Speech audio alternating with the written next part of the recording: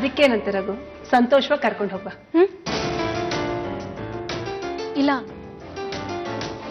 ನಾನು ಹೋಗೋದಿಲ್ಲ.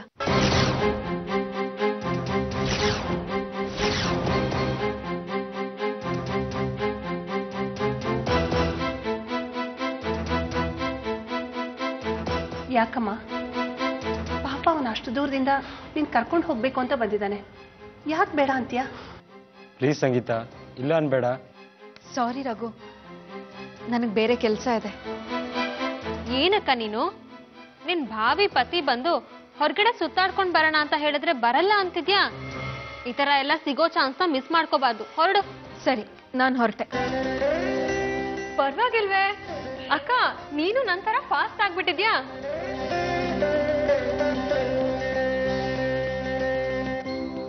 ರಘು, ನೀನ್ ಸ್ವಲ್ಪ ಹೊತ್ತು ಇಲ್ಲೇ ಇದ್ದು ಆಮೇಲೆ ಊಟ ಮಾಡ್ಕೊಂಡು ಹೋಗು.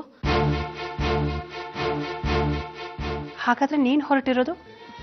ನನಗ್ ಬೇರೆ ಕೆಲಸ ಇದೆ ಅಮ್ಮ. ಅಕ್ಕ, ಬೇರೆ ಕೆಲಸ ಏನೇ ಇರ್ಲಿ, ನೀನು ಇವ್ರಿಗೆ ಡಿಸಪಾಯಿಂಟ್ ಮಾಡ್ಬೇಡ. ಇಲ್ಲಾಂದ್ರೆ ಆ ಕೆಲಸ ಏನು ಅಂತ ಹೇಳು, ನಾನೇ ಮಾಡ್ತೀನಕ್ಕ.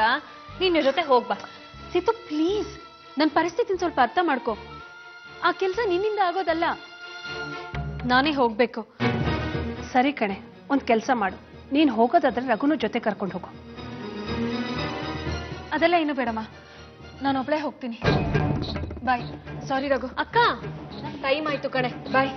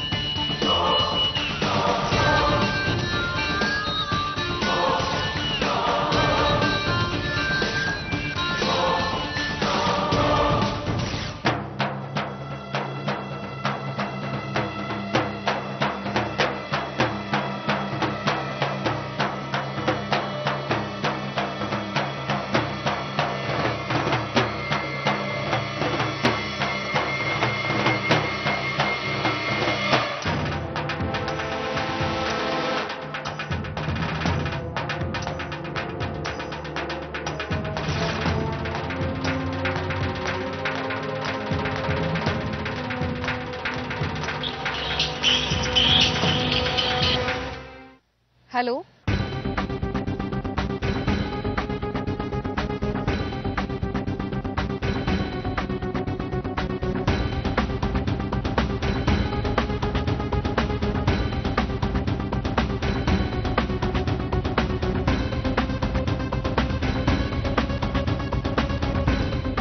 ಏನ್ ಬುಲ್ಬಲ್, ಕರೆಸ್ಬಿಟ್ಟು ಸುಮ್ನೆ ನಿಂತಿದ್ಯಾ? ಮಾತಾಡಕ್ಕಿಲ್ವಾ?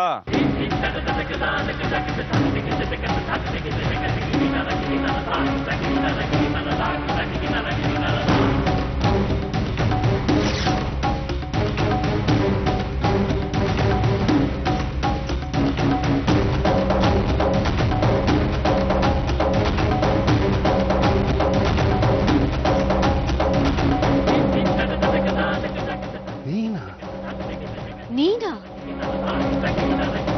ಮಾನವೀಯತೆ, ಮನುಷ್ಯತ್ವ, ಅಂತಃಕರಣ, ಈ ಪದಗಳ ಅರ್ಥ ಗೊತ್ತಿದ್ಯಾ ನಿಂಗೆ? ಅಂತ ಪದಗಳಲ್ಲೇ ನನ್ನ ಈ ಜೀವನ ಅಡಗಿದೆ ದೇವ್ರೆ. ತಮ್ಮ ಸ್ನೇಹಿತರ ಮಗ ಅಂತ ನಿನ್ನನ್ ಬದಲಾಯಿಸೋದಕ್ಕೆ ನಮ್ ತಂದೆ ಎಷ್ಟು ಪ್ರಯತ್ನ ಪಟ್ಟಿದಾರ ಗೊತ್ತಾ? ಸಂಗೀತನ ಅರ್ಥ ಮಾಡ್ಕೊಳ್ಳೋದಕ್ಕೆ ತುಂಬಾ ಪ್ರಯತ್ನ ಪಡ್ತಾ ಇದ್ದೀನಿ ದೇವ್ರೆ. ತಾಯಿ ಇಲ್ಲದ ತಬ್ಬಲಿ ನೀನು ಅಂತ ನಮ್ ತಂದೆ ನಿನ್ನ ಸ್ವಂತ ಮಗನ್ ಹಾಗೆ ನೋಡ್ಕೊಳ್ತಿದ್ದಾರೆ. ತಂದೆ ತಾಯಿ ಇದ್ರು ಸಂಗೀತ ಅನ್ನೋ ಹುಡುಗಿ ನನ್ನ ಜೀವನದಲ್ಲಿ ಬರದೇ ಹೋಗಿದ್ರೆ ನಾನೊಂದ್ ರೀತಿ ತಬ್ಲಿ ಆಗ್ಬಿಡ್ತಾ ಇದ್ದೆ ದೇವ್ರೆ. ಈ ರೀತಿ ಎಲ್ಲ ವರ್ತಿಸ್ತಾ ಇದೆಯಲ್ಲ ನೀನು, ನಿನಗೆ ನಾಚಿಕೆ ಅನ್ನೋದೇ ಇಲ್ವಾ? ಸಂಗೀತ ಯಾಕೆ ಈ ರೀತಿ ವರ್ತಿಸ್ತಾ ಇದ್ದಾಳೆ ನನಗಂತೂ ಅರ್ಥನೇ ಆಗ್ತಾ ಇಲ್ಲ ದೇವ್ರೆ. ನಾನ್ ಆಡ್ತಾ ಇರೋ ಮಾತುಗಳು ಅರ್ಥ ಆಗ್ತಿದೆ ತಾನೆ ನಿನ್ಗೆ? ಕನಸಲು ನೀನೆ, ಮನಸಲು ನೀನೆ, ನಿನ್ನಣೆ ನಿಮ್ಮಪ್ಪನಾಣೆ ನಿನ್ನಣೆ ನಿಮ್ಮಪ್ಪನಾಣೆ. ಸಂಗೀತ ವೀಣೆ ಆದ್ರೆ ಆ ವೀಣೆಗೆ ನಾನು ತಂತಿ ಇದ್ದಾಗೆ ದೇವ್ರೆ.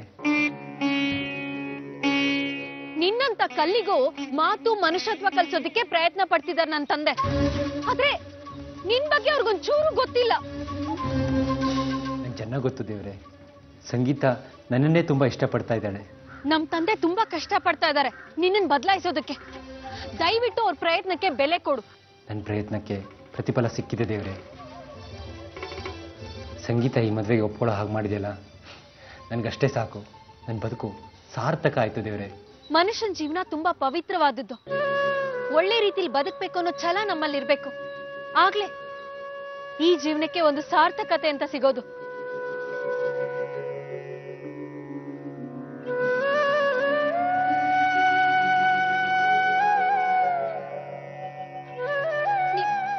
ನೀನೆಂತವನ್ ಗೊತ್ತಾ? ದೇವ್ರಿಗೆ ಬೆಳಗೋಂತ ಮಂಗಳಾರತಿಲು ಚಳಿ ಕಾಯಿಸ್ಕೊಳ್ಳೋಂತವನು. ಅಂಥ ಬುದ್ಧಿ ನಿನಗೆ. ಆಯ್ತಾ, ಇನ್ನೂ ಇದೆಯಾ? ನಾನು ಸ್ಟೂಡೆಂಟು, ನೀನು ಬ್ಲಾಕ್ ಬೋರ್ಡ್ ಮೇಲೆ ವೈಟ್ ಚಾಕ್ ಪೀಸ್ ನಲ್ಲಿ ಬರೆಯೋ ಮೇಡಮ್ಮ. ಪೆಟ ಮೇಡಮ್ ಮಾಡಿ ಬನ್ನಿ ಅಂತ ಕರೆದಿದ್ನ. ಯಾವುದೋ ಒಂದು ಹುಡುಗಿ ಫೋನ್ ಮಾಡಿ ಬನ್ನಿ ಮೀಟ್ ಮಾಡೋಣ ಅಂತಂದ್ಲು ಅಂತ ಬಂದ್ರೆ, ಇಲ್ಲಿ ನಡೆದ್ರೆ ನೀವು ಅಕ್ಕ ಗುಮ್ತಾ ಇದ್ದೀರಲ್ಲ. ನೀನು ಸಗ್ನಿಲಿರೋ ಹುಳ ಅಂತ ಪ್ರೂವ್ ಆಗ್ಬಿಡ್ತು. ನಿನ್ನಂತವನ್ನ ಬದಲಾಯಿಸೋದಕ್ಕೆ ನಮ್ ತಂದೆ ಪ್ರಯತ್ನ ಪಡ್ತಿದಾರಲ್ಲ, ಪ್ರಯೋಜನ ಇಲ್ಲ. ಮೊದ್ಲು ನಾನು ಅವ್ರನ್ನ ಬದಲಾಯಿಸ್ತೀನಿ. ಬದಲಾವಣೆ ಜಗದ ನಿಯಮ. ಬಂದ್ಮೇಲೆ ಬರ್ಲೇಬೇಕು. ಈಗ ನೀನೇನು ಮಾಡ್ಬೇಕು ಅನ್ಕೊಂಡಿದ್ಯಾ? ನಿನ್ನಂತ ಕಾಡು ಮೃಗಕ್ಕೆ ಬುದ್ಧಿ ಹೇಳೋದಕ್ಕಿಂತ ನಮ್ ತಂದೆಗ್ ಮೊದ್ಲು ಬುದ್ಧಿ ಹೇಳ್ಬೇಕು ಅಂತ ಅನ್ಕೊಂಡಿದೀನಿ. ಏಯ್, ನಮ್ ತಂದೆಗ್ ಫೋನ್ ಮಾಡಿ ಯಾಕೋ ಟಾರ್ಚರ್ ಕೊಡ್ತೀಯಾ? ನೀನು ನನಗ್ ತೊಂದರೆ ಕೊಡ್ತೀನಿ ಅಂತ ನಮ್ ತಂದೆಗ್ ಬ್ಲಾಕ್ ಮೇಲ್ ಮಾಡ್ತಾ ಇದೀಯ ಅಂತ ನನಗ್ ಗೊತ್ತಿದೆ. ಅದೇನೋ ಹೇಳದಿಲ್ಲ, ಚಾಕ್ ಪೀಸ್ ಹಿಡಿಯೋ ಮೇಡಮ್ಮ ಅಂತ. ಹೌದು, ಒಳ್ಳೆಯವ್ರಿಗೆ ಚಾಕ್ ಪೀಸ್ ಹಿಡಿಯೋ ಮೇಡಮ್ಮೆ. ಇನ್ನಂತ ಕೆಟ್ಟವ್ರಿಗೆ ಒನಕೆ ಹಿಡಿಯೋ ಓಬವ್ವನು ಆಗ್ತೀನಿ. ಇವಾಗ ಬರ್ತಾ ಯಾವ್ದಾರ ಲೇಡಿ ಬಾಂಡ್ ಪಿಕ್ಚರ್ ನೋಡ್ಕೊಂಡ್ ಬಂದ್ಯಾ?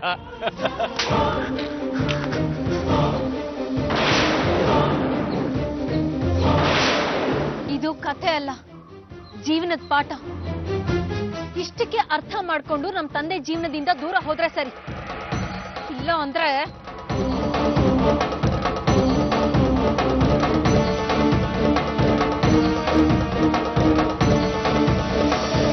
ಒಂದ್ ಹೆಣ್ಣು ಕೆರಳೋ ದುರ್ಗಿನೂ ಆಗ್ತಾಳೆ ಅಂತ ನಾನ್ ನಿನಗ್ ಪ್ರೂವ್ ಮಾಡಿ ತೋರಿಸ್ತೀನಿ. ಹುಷಾರ್.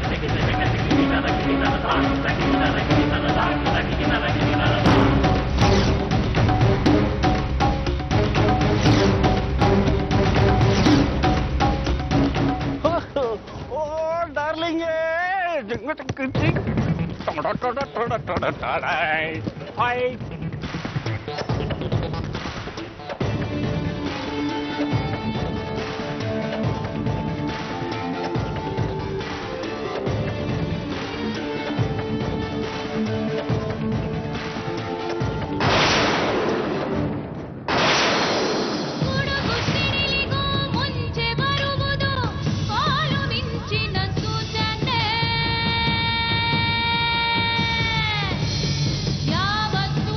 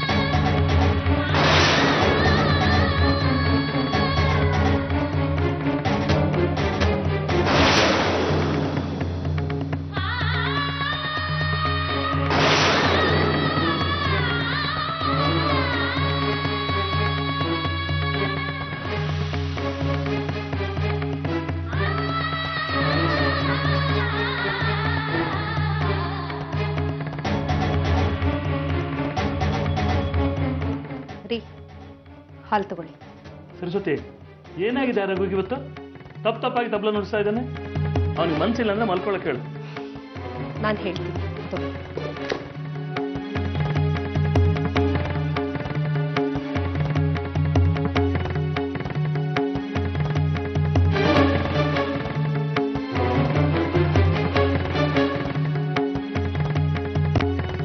ಏನು ರಘು ಇದು?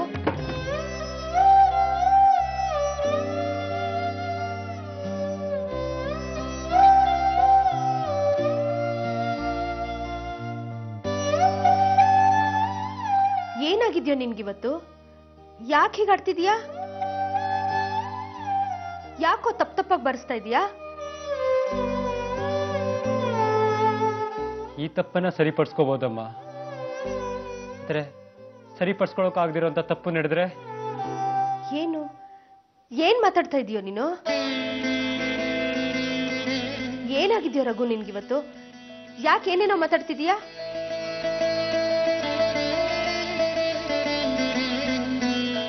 ರಘು ರಘು ಯಾಕಪ್ಪ ಅಳ್ತಿದೀಯಾ? ಏನಾಯ್ತೋ?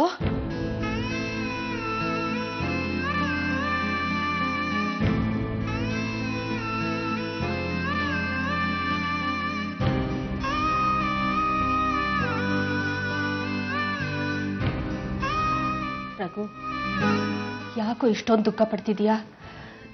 ಏನಾಯ್ತು ಅಂತ ಅಮ್ಮನ ಹತ್ರ ಹೇಳಪ್ಪ, ಹೇಳೋ. ಅಮ್ಮ, ನನಗೊಬ್ಬ ಫ್ರೆಂಡ್ ಇದ್ದಮ್ಮ.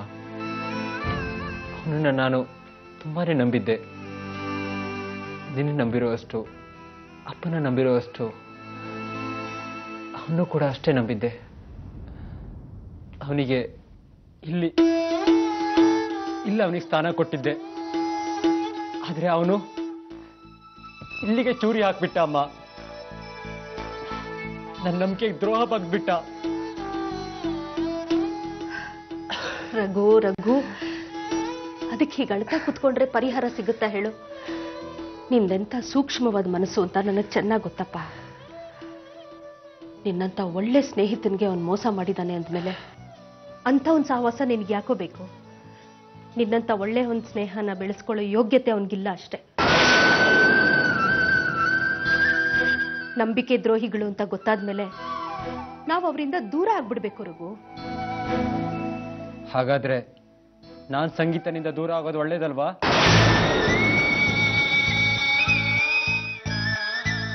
ಏನು ಹೇಳ್ತಾ ಇದೀಯಾ?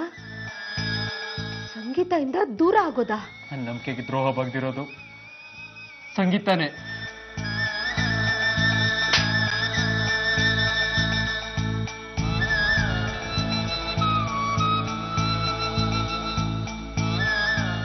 ತಾಯಿ ಎದೆ ಹಾಲು ಅಮೃತ ಕಣೋ, ಯಾವತ್ತು ವಿಷ ಆಗೋದಿಲ್ಲ.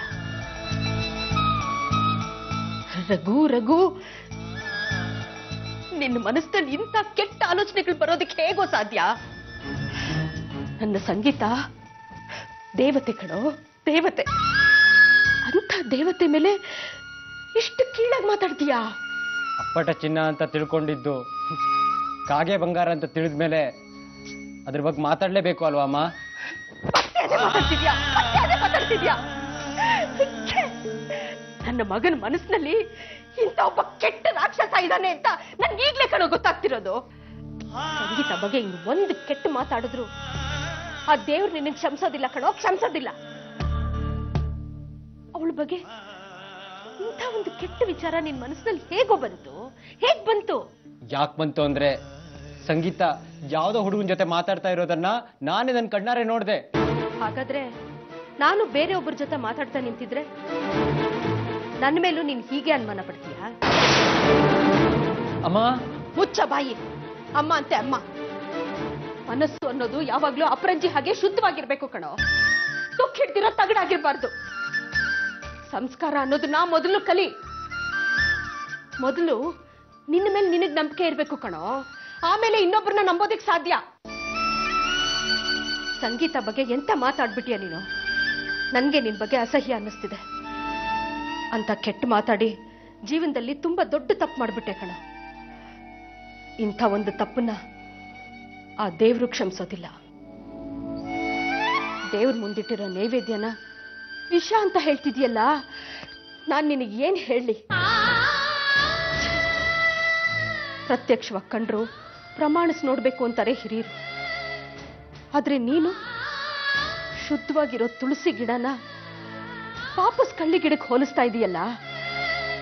ಛೇ ಛೇ ಛೇ ಛೇ, ಸಂಗೀತ ಜೊತೆಯಲ್ಲಿ ನೀನು ಬಾಳೋದಿಕ್ ಯೋಗ್ಯತೆ ಇದೆಯಾ ಅಂತ ನನಗೆ ಅನುಮಾನ ಬರ್ತಾ ಇದೆ ಕಣೋ, ಅನುಮಾನ ಬರ್ತಾ ಇದೆ.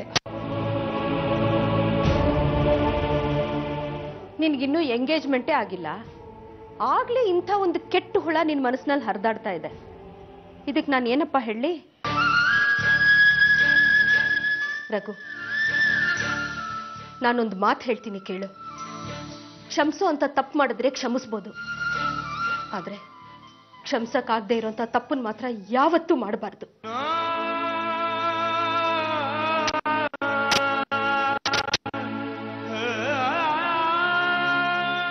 ಒಂದ್ ಒಳ್ಳೆ ಹುಡುಗಿ ಮೇಲೆ ಅಪವಾದ ಹೊರಿಸೋ ಗಂಡಸು ತಾನು ಹೆತ್ತ ತಾಯಿಗೆ ದ್ರೋಹ ಬಗ್ದ ಹಾಗೆ. ಇನ್ ಮುಂದೆ ಯಾವತ್ತೂ ಇಂಥ ತಪ್ಪು ಮಾಡ್ಬೇಡ ರಘು. ಅಮ್ಮ, ದಯವಿಟ್ಟು ನನ್ನ ಕ್ಷಮಿಸಮ್ಮ. ನನಗೆ ಯಾಕೆ ಇಂಥ ಕೆಟ್ಟ ಆಲೋಚನೆ ಬಂತು ಅಂತ ಗೊತ್ತಾಗ್ಲಿಲ್ಲ. ಸರಿ ಬಿಡು. ನೋಡ್ರಘು, ಅಪ್ಪಿ ತಪ್ಪಿನೋ ಸಂಗೀತಗಾಗ್ಲಿ ನಿಮ್ಮ ಅಪ್ಪನಿಗಾಗ್ಲಿ ಈ ವಿಷಯ ಗೊತ್ತಾಗ್ಬಾರ್ದು. ಗೊತ್ತಾದ್ರೆ ಎಲ್ರಿಗೂ ತೊಂದರೆ ಆಗುತ್ತಪ್ಪ. ಆಮೇಲೆ ನಿನ್ನ ಆಸೆ ನೆರವೇರೋದಿಲ್ಲ ಅಷ್ಟೇ. ಇಲ್ಲ ಅಮ್ಮ, ಮತ್ತೆ ಇಂಥ ತಪ್ಪಿನ ಯಾವತ್ತೂ ಮಾಡೋದಿಲ್ಲ. ಒಂದ್ ಮಾತು ಹೇಳ್ತೀನಿ ಕೇಳು ರಘು. ಸಂಗೀತನ ನಿನ್ನ ಹೆಂಡತಿಯಾಗಿ ಪಡೆಯೋದಿಕ್ಕೆ 7 ಜನ್ಮದ ಪುಣ್ಯ ಮಾಡಿದ್ದೆ ಕಣೋ, ಪುಣ್ಯ ಮಾಡಿದ್ದೆ. ಸರಸ್ವತಿ, ಬಂದೇರಿ. ನಿಮ್ಮಪ್ಪ ಕರೀತಾ ಇದ್ದಾರೆ. ಏನು ಯೋಚನೆ ಮಾಡದೆ ನೆಮ್ಮದಿಯಾಗಿ ನಿದ್ದೆ ಮಾಡು, ಎಲ್ಲ ಸರಿ ಹೋಗುತ್ತೆ.